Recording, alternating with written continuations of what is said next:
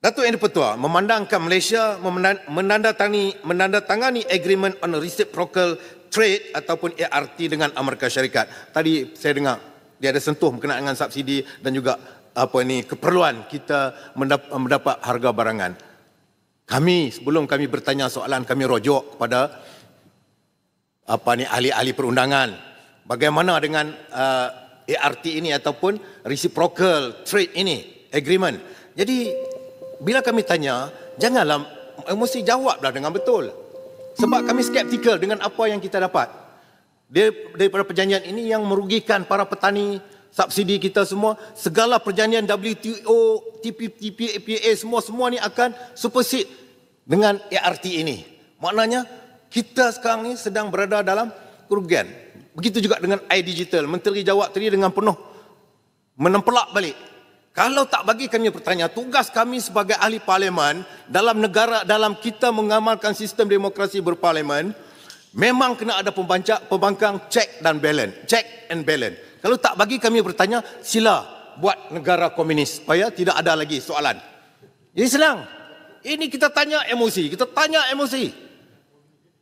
Jadi buat komunis, jadi senang, kita tak payah. Itu cadangan. Kalau tak mau buat, balik kepada asal kita. Datuk Yang di-Pengerusi. Sebab ini tugas kita, check and balance. Kita skeptikal sangat dengan ART ini, dengan pandangan yang kita rujuk kepada pengamal undang-undang yang banyak memberi satu pandangan negatif. Boleh saya mencelah? Okey, sila. Adakah Pendang tadi benar-benar serius supaya kerajaan atau negara ini dijadikan negara komunis ataupun itu hanya sindiran saja? Saya nak menjawab, kalaulah ini sampai tak boleh bertanya langsung, tanya apa? Kalau macam tu, kalau nak buat komunis silakanlah. Kalau Shah Alam kata nak anggap serius lah. Kalau nak anggap sebagai sindiranlah. Saya tak ada masalah. Okey? Boleh faham jawapan saya. Jadi Datuk Pengerusi, ya. boleh celah sikit, Pendang, sikit saja. Ya. Sebenarnya, Pendang, terima kasih Datuk Pengerusi. Yang berhormat, saya benar betul atau tidak ni? Dengarlah arahan saya bercakap. Peraturan 42 itu bercakap, menyatakan saya cakap dengar. Alright. Yang berhormat bangun untuk mencelah. Ya. Dalam kuasa 37 1 dan 2 tu, 1A dan B itu, plot yang berhormat Pendang. Kalau yang berhormat Pendang benarkan, saya benarkan. Ni sekarang pulang pada yang Pendang. Saya hanya beri dalam tempoh 1 minit. Terima kasih. Itu terima kasih, baru, Datuk. sebentar, bagi saya bercakap. Itu peraturan. Boleh. Faham ya? Terima kasih. Ahli yang berhormat 37 1A dan B itu. Silakan. Terima kasih Pendang, terima kasih Datuk Pengerusi. Pendang, sebenarnya kita nak correct sedikit sebab Menteri telah banyak kali jawab.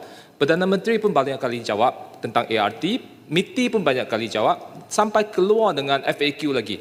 Jadi isu ni bukan kerajaan tak mau jawab, sudah banyak kali jawab. Jadi janganlah tuduh kerajaan macam komunis. Ini tak betul ni. Bukan tuduh. Yang baru. Okay, terima kasih. Saya tak tuduh. Saya kata kalau tak boleh bertanya langsung, buatlah tukar sistem. Saya tak tuduh.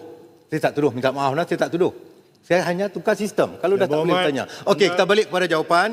Okey, sebab kita run through ART ini, iaitu bila kita run through ART ini, kita melihat satu perjanjian yang merugikan kita dengan negara lain. Contoh iDigital. Saya bangkit hari itu, tapi tak sempat sebab speaker kata dah habis masa, tak boleh jawab, tak kenal dengan soalan tu. Hari saya bangkit iDigital. Bila kita buat perjanjian dengan Amerika, kita tengok ada syarikat-syarikat yang di dalam luar daripada Amerika nak berdagang dengan kita berkenaan dengan iDigital ini, tak boleh. Kita kena dapat kelulusan. Pasal Shell adopt. Kalau dengan Cambodia, kalau Shell adopt ini adalah dalam satu 30 saat mandatory, compulsory, wajib. Nak exit clause dia pun susah. Dia termination dengan exit clause ni satu benda yang berlainan. Dengan Cambodia, dia may adopt dalam agreement ini. May ni maknanya very loose lah. Boleh berbincang lah. Sebab kalau exit clause, memang kita boleh berunding dan bersetuju. Kalau terminate, kita bergaduh. Memang kita akan ambil tindakan undang-undang. Ini yang ada dalam perjanjian kita. Tengok balik. Masa cukup. Okey, baik. Terima kasih. Untuk menggulung akhirnya, sebelum mengakhiri Datuk Pengerusi, sebelum mengakhiri perbahasan, saya ingin menegaskan bahawa isu kerajaan mesti memastikan setiap sen peruntukan benar-benar sampai kepada golongan sasar, bukan kepada tangan-tangan yang licik memperdagangkan hak rakyat, iaitu black economy, katil-katil ini. Jika ketirisan ini tidak ditangani secara serius, maka peruntukan besar yang diberikan ini hanya akan menambahkan kerugian, bukan kesejahteraan. Oleh itu, saya memohon jawapan terperinci daripada kementerian, termasuk jadual pelaksanaan sistem pemantauan baru, audit silang antara agensi serta indikator keberhasilan yang boleh diukur. Subsidi mesti dikembalikan kepada tujuan asalnya, iaitu membantu nelayan dan petani kecil, bukan memperkayakan mereka yang menyeleweng sistem ini. Sekian, terima kasih Datuk Pengerusi. Saya ucapkan banyak-banyak terima kasih yang mana kerjasama yang kita dapat hari ini mengikut peraturan yang sepertinya disebut oleh Datuk Pengerusi. Sekian. Terima kasih Yang Berhormat. Assalamualaikum. Saya persilakan Yang Berhormat Bayan Baru. Terima kasih Datuk Pengerusi.